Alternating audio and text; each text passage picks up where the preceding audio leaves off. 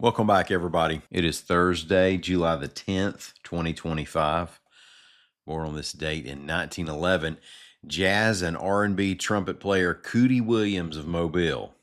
Cootie played with Duke Ellington, among others, probably terrified other kids on the playground. Today, we're going to get updated on the CHOOSE Act as families prepare for the 25-26 school year. Reporter Rebecca Griesbach is back to help guide us through that. First, today's report. I'm Mike Morgan, and we're down in Alabama.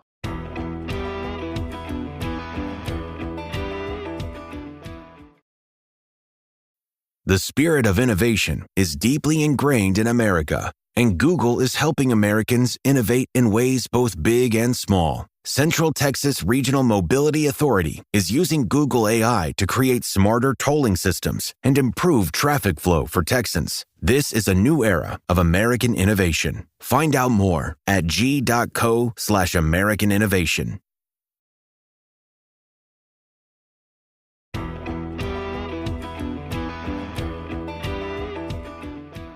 A federal version of Lulu's Law has passed the U.S. Senate, reports AL.com's Heather Gann.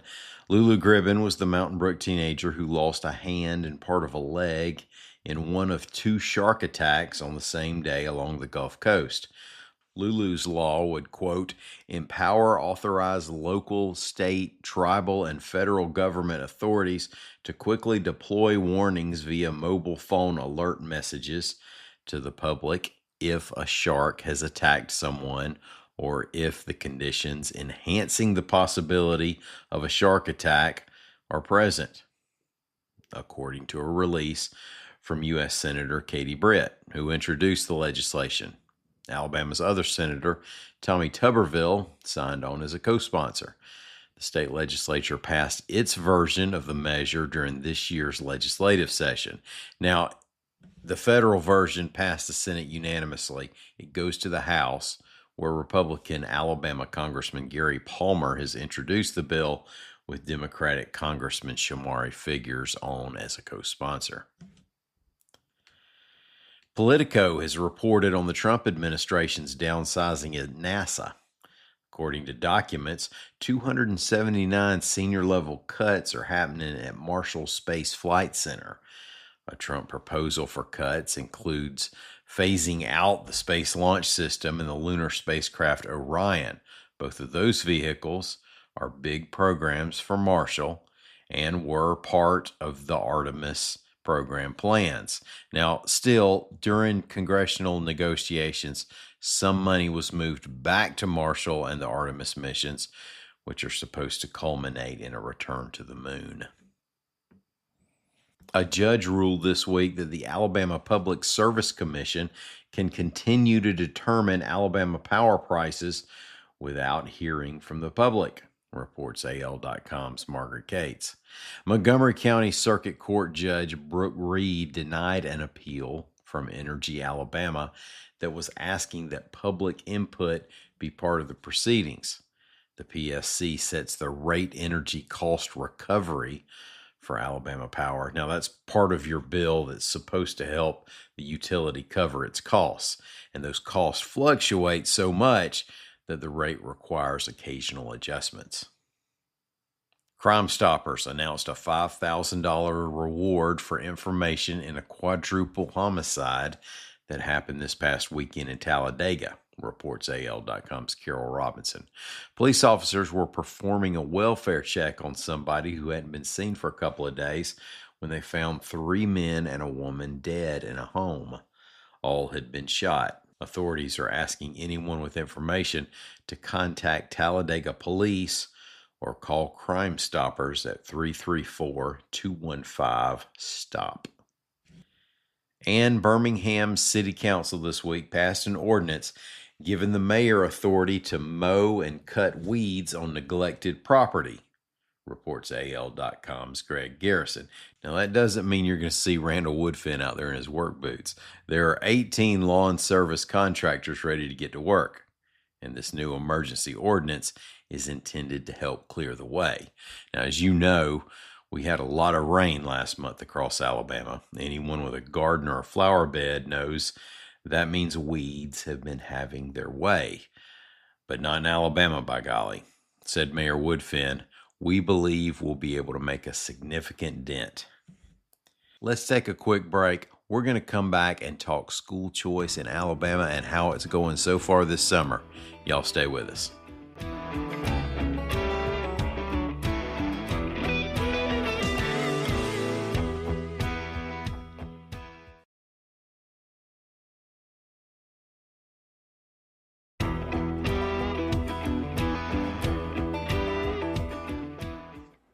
Hey, thanks for staying with us, everybody. Today on the show, we have reporter Rebecca Griesbach of AL.com and the Alabama Education Lab. Thanks for stopping by, Rebecca. Yeah, sure thing. Happy to talk. So glad to have you back here and for helping us out through all this stuff. Now, I'm not sure why back to school always seems really jarring to me every year. Like, wow, we're almost there. It's like a post-academic stress thing for me, I think. But I'll work through it. It's going to get here before we know it. And in Alabama, it's coming with a shiny new Choose Act, and it's $7,000 education credits. First, can you sort of remind folks how this version of Alabama school choice is supposed to work? Yeah, so this is the biggest school choice program that Alabama has ever tried to do. $124 million in taxpayer funds are going directly to families who want to choose private education, some form of it, whether that's private school tuition, homeschool materials. Some students are using it for public school, but in a very specific way, and that's very few of them. Is that like extra tutoring or stuff like that? Not exactly. Homeschool students and private school students theoretically can use a tax credit to get services at public schools. But a lot of public school students seem to be using them for districts that charge out of district tuition. Right now, that's just Dothan and Dothan and Mobile, I believe. But yes, there are a few districts in our state that if you live outside of the zone, you can pay and enroll. But that's a whole separate can of worms. Right. But yeah, so the idea is to, this is money that's coming from a few different buckets, but most of it is coming from the Education Trust Fund, which is where all the education funding lives. And the legislature is using that to provide families essentially the amount of money that it costs to educate a kid in public school. It's about $7,000. Families who apply and are eligible meet the income requirements. There are a few other kind of parameters they have to meet in these first couple of years. And if they're approved, they can get this money and use it for a variety of different things. So that's kind of the long and short of it. We finally have numbers now, so that's helpful to kind of give us a picture of how many people are actually participating in this.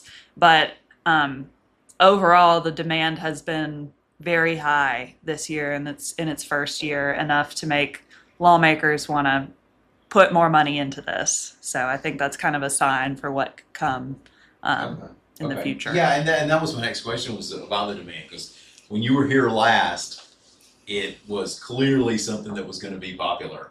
And that, like you say, that's been borne out. Yes. And they've even like doubled the amount of funding. Near about, and well, it went from 100 million allocated toward this program to lawmakers kind of carved out an extra 80 million just in case they needed it, because at that point they thought they might need that much. Wow. The real number totaled out to be about 124 million. So not as much as they thought, but it's still like clearly there was enough demand for them to add extra funds. So yeah, we've got not everyone who, and that was also based on the number of families who applied. Not everyone who applied got in for various different reasons. Some didn't meet the income requirements, but people who were eligible, none of them were turned away this year. As long as you were eligible, they wanted to get enough money in the pot to be able to give those families an option. So numbers right now are 23,000, just over 23,000 families are participating. That sounds like a lot to me. I don't know, have anything to compare it to, but it sure sounds like a lot.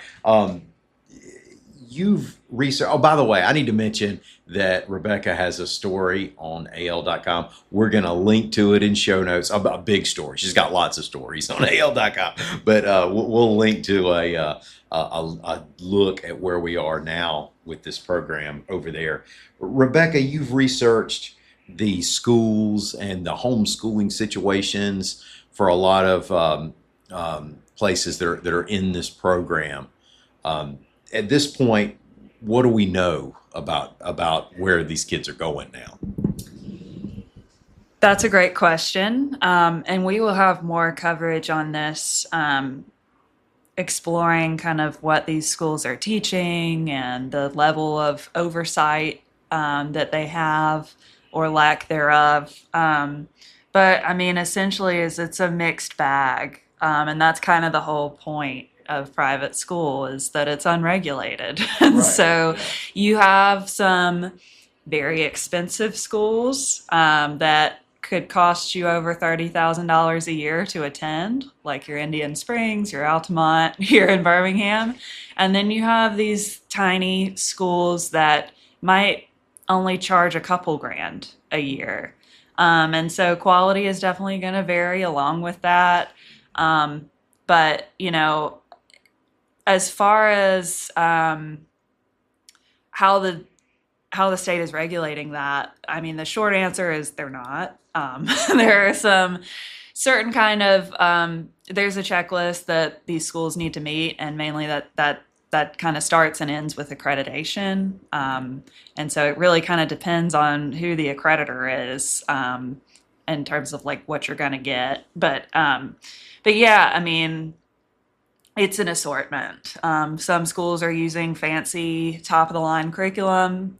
Some aren't, you know, following kind of what we know to be good best practices in reading and math, things like that. So it's really up to the parent to decide, is this a good fit for my kid? Another thing to note is there's a big push. Students with disabilities have first priority with these ESAs, but not every private school is going to have the services that those kids need. So that's another thing that parents who are, you know, enrolled in the program, by this point, they would have figured out which school they're going to. But for future families who are interested in this, I think it's important for them to kind of do their research before they, you know, start looking into it and know what schools are in their area. You know, sometimes in places like Birmingham, we have a lot of options, right? But in places, more rural areas of the state, you might have fewer. So Yeah, it's definitely on the parents when it's a choose situation, but and I guess this could be a warning for some of the small private schools who are benefiting greatly right now, is as the government does decide it needs to come in and set certain standards, you know, we'll see how well, you know, we like that. It's like a whole other ball of wax when they decide to come yes. down on private schools in a way that they've not until now. So that'll be interesting. On the other side of that coin, do we know anything about the students and families who are opting into the program?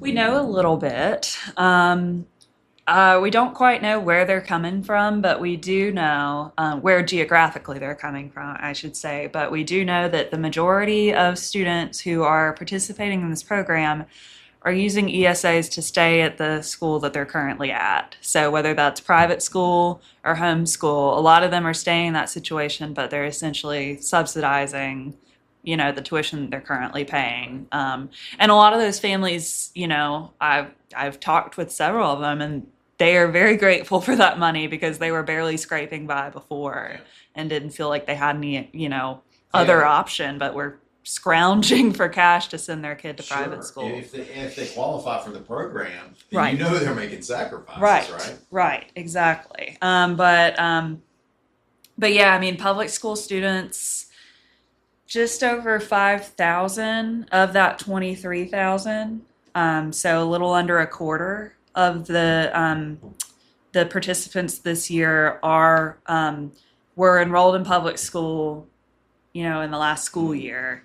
Of those, about 3,000 are going to private school, so they're leaving their public school for private school. Another 1,000 or so are going to homeschool, and then the remainder probably doing out of district tuition, something like that. That's still a little unclear, but I mean, overall, far fewer public school students are using this as a way to leave their school system than, the number of kids who are currently in private school or in homeschool and are using that extra money for that. Do supporters of the program or anyone think will evolve a little bit, just as people are aware it's out there and become more comfortable with the idea that, hey, we might do this? Yeah, so that's been a big argument both for folks who are both for and against it. You have folks kind of on the public school end who are worried that this is going to drain funds from public schools. In some states, we are seeing that there are some impacts there. But we've also seen in Arizona, which is got a huge, massive school choice program, in the span of a year, public school participation doubled, because I don't know, I guess for several reasons, but probably because of just awareness, and also it takes a lot of effort to make a change. I've been speaking with folks on both sides of the aisle, but if you're going to get free money, essentially, the first people who are going to get that money are people who are already spending money to go to school, right? Yeah. And so it's a whole different lifestyle change to say, I want to, find a new school for my kid to go to. And, so there are a bunch of different factors that play into that, but we could definitely see that change. But yeah. Now, a little political here, but one of the big knocks on school choice is that, and we've talked about it some, may help. It could help if the program is not what it needs to be, one group over another, and that even they could fund white flight type school jumping. Are we seeing any demographics or any indication of how that's going here? I do not, unfortunately, have a demographic breakdown yet. It's something that we would love to see.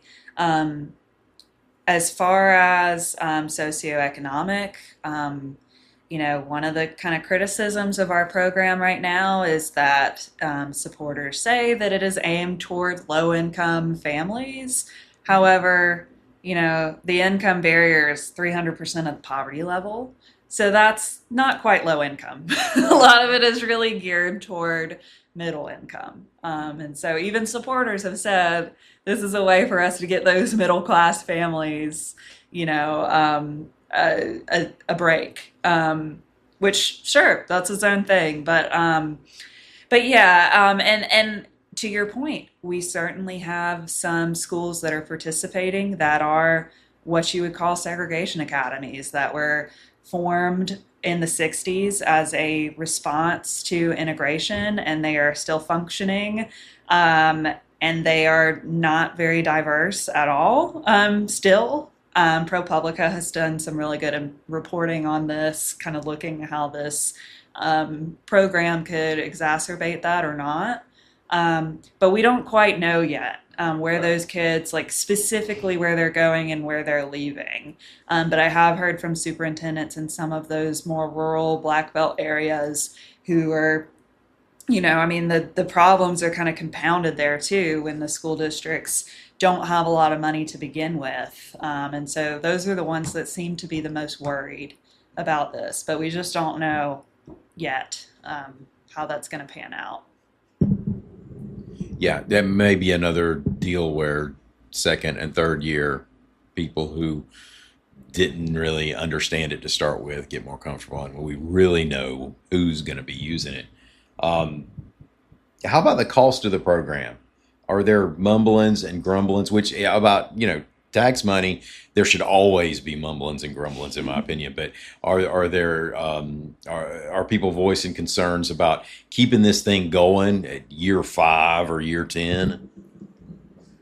Yes. So the legislature, not me, but the legislature um, has committed nearly $500 million to this program over the next few years. But we've also got this national school choice program that could be going into effect soon. That's not nearly the amount of money that an Alabama family would get. I think it's like $1,700. But that's still a big question. It's like, how are these two going to work together? Would Alabama opt in? Would they complement each other, or would they one replace the other? But to your point about where's the money going and what's it taking away from, supporters of this program have pointed to our reserves. So Alabama has built up some pretty strong reserves in recent years because we've had an influx of cash during COVID. And it's weird to say that, but we have. And so they have built up this fund that has just been sitting there for a while. And now they're finally using it partially for this. So before I said that a lot of that money was coming from the Education Trust Fund, which is kind of where our main education budget. But the other 80 million that they wanted to add was actually coming from this reserve. So in their minds, that was extra money that was just laying around. They weren't going to do anything with, except for kind of things like this, things that were experimental, things that were, not what you would think of that would traditionally go towards schools. Another portion of that was also going to our new school funding formula, which is a whole separate topic, but we are now spending a little bit more on our schools, depending on the types of students they serve. So if you're a school district that has a lot of English learners or a lot of students with disabilities, they're now starting to get more targeted funds. So all of that to say is that that program is now another kind of big ticket item that we're trying to fund as a state. So we've got these kind of two programs, the RAISE Act, which is our new public school funding formula, where we're re-envisioning how we're going to fund public schools, and then this whole fund for private schools. So I think that's going to be a big thing. It is a big thing now of like, why are we, critics will definitely tell you like, all of that money that you're spending on these choose schools could go toward public schools. Sure. I mean, theoretically, yes, it could. But I think that's going to be a big kind of back and forth as we, go into future years where we aren't as flush with cash, because folks are already forecasting that we're not going to have the same kind of availability next year, or even the next year, as we have in these previous years. So There's well, we could get all economics about it and say that, yeah, we average spending $7,000 on a student, but I mean, we know that the marginal change in that, you lose one student and $7,000, you're probably not saving $7,000 for having that student gone. But right. that which is what makes this really tricky. And Right. hopefully they've thought through that and it averages out. I don't know. But anyway, are we leaving anything out about schools? Is anything else going on you want to share with us that we can look forward to coming from the Alabama Education Lab? I'll just say that we have a couple of more stories in this kind of series about the Choose Act that are coming out hopefully soon, definitely at some point this summer. I had a lot of fun looking at private school textbooks, so I won't give it away, but stay tuned for that. But it kind of goes back to what we were talking about, is just so little regulation there. Definitely was super impressed with a lot of schools. Made me jealous, wish I had gone to them. But there were also a few that looked a little kooky. Not, I mean, so I'm looking forward to that story coming out. But I'm sure once we get more numbers, I'm going to keep pushing for more information. We'd love to hear from readers what they want to know. I mean, I have been just throughout the past few months getting questions from sources, from readers of like how they can use this money. And it has been really complicated. And I think that's also a story in itself of like how the Department of Revenue is kind of navigating this. But would love to hear from readers, you know, if you've had any issues or just if you have questions that we can help answer. What's the best way to reach out? You can email me, rgriesbach, GRIESBACH @AL.com. In our latest stories too, we've also been putting some surveys in there. If you are a parent who's participating in this program, we would love to hear just kind of what school you're going to, why you chose it. That just kind of helps inform some of our future reporting. If you're open to it, we'd love to talk with you. It gives us kind of a way to contact you. But otherwise, you can reach out to me directly through my email. Rebecca, thanks so much for coming back in and talking to us and keeping this straight in all of our minds. Thanks, Ike. It's a lot to keep straight, so. Yeah, it is. Well, parents, you know, back to school's coming right up. Kids, here it comes. Get ready. Thanks everybody out there for listening to us. We are going to be back here bright and early in the morning. Until then, y'all come by and see us anytime you can. We're on the World Wide Web at al.com.